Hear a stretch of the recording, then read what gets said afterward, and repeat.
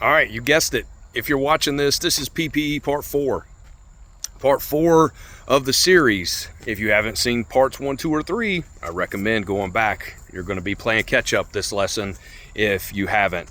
Also, as I said in Part 3, I recommend going back and checking out some of my metering videos, right? We need to understand the flammability profile. We need to understand that toxicity profile that comes with that PID.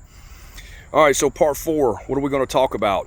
We're going to talk about making that move from a level B suit into that A suit, right? We can pretty much assume that shit's bad, all right? And it's got a high vapor pressure or it's a gas, right? So from the difference between that level B and that level A suit is the dermal protection, right? So we don't want that. We don't want our skin exposed. We know there's a dermal hazard associated with it, right? So like our meter shows us, H2S has a dermal hazard. We don't want that on us. That's where that level A suit is going to come into play.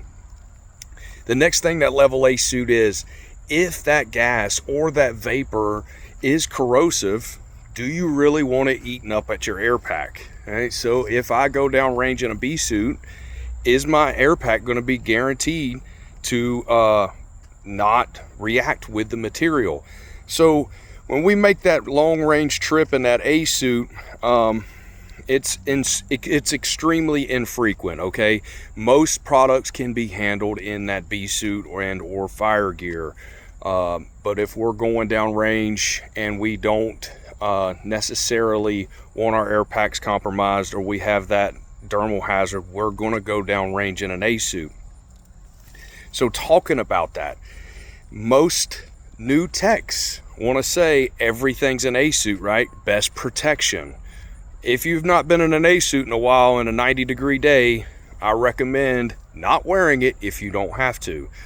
And they are extremely expensive. So what's that separating factor? Dermal hazard, corrosive, if it's a corrosive gas, right? And we want to protect ourselves and our air packs from that product, whatever it may be.